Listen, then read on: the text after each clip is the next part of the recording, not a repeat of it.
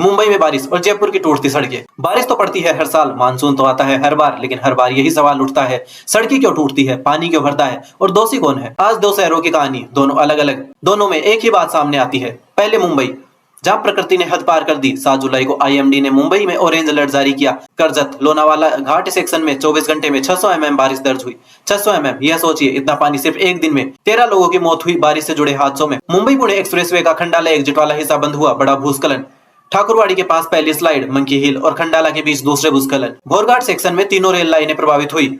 Central railway ने कहा कुछ स्थानों पर ट्रेक को भारी नुकसान, 10 से ज्यादा ट्रेनें रद्द। रायगढ़ जिले में मुंबई गोवा हाईवे पर जलभराव से हजारों यात्री घंटों फंसे रहे। सतारा जिले में वेणा नदी पर एक पुल धंसा, एक वाहन नदी में गिरा, क्रेन से निकाला। स्कूल कॉलेज बंद किए गए। सरकारी और अर्ध सरकारी दफ्तरों में वर्क फ्रॉम होम। बीएमसी के हेल्पलाइन 1916 पर 291 शिकायतें आई पेड़ गिरने की। मुंबई की सड़कें टूटने का असल कारण, मुंबई में बारिश इतनी भारी है कि दुनिया के कोई भी बुनियादी ढांचा उसे शुरुआत में न झेल पाए। लेकिन बीएमसी यानी बृहन मुंबई महानगर पालिका पर हर साल आरोप लगते हैं।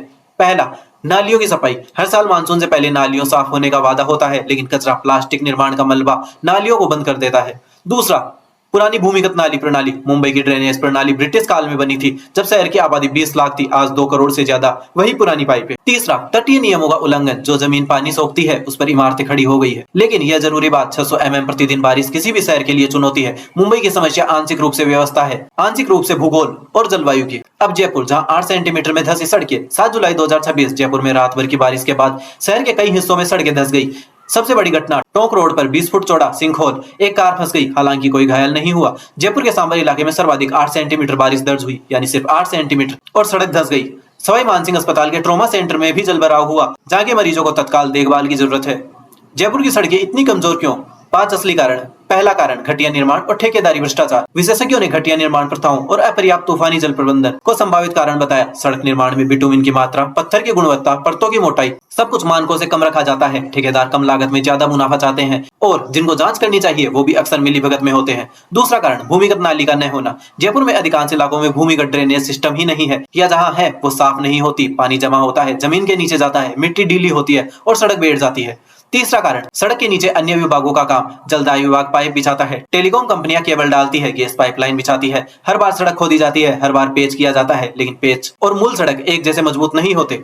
चौथा कारण, पेड़ों की कमी। पेड़ पानी को सोखते हैं, जहाँ पेड़ है वहाँ सड़कें बेहतर टिकती है। जयपुर के कई नए इलाकों में विकास के नाम पर पेड़ काटे गए। पांचवा कारण, निरीक्षण व जवाबदेही का अभाव।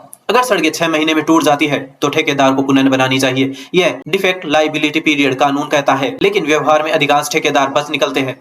मुंबई वर्सेस जयपुर तुलना। मुंबई में 600 mm बारिश में नुकसान, इसमें प्रकृति का बड़ा हाथ है। जयपुर में 8 सेंटीमीटर बारिश में सड़क धंसना, यह पूरी तरह व्यवस्था की नाकामी है। मुंबई में बीएमसी का सालाना बजट 50,000 करोड़ रुपए से ज्यादा है, और फिर भी पुरानी प्रणाली है। जयपुर का जेडीए यानी जयपुर विकास प्राधिकरण बहुत कम बजट में शहर बढ़ता जा रहा है। लेकिन बजट की कमी का मतलब यह नहीं कि जो काम हो वो घटिया हो।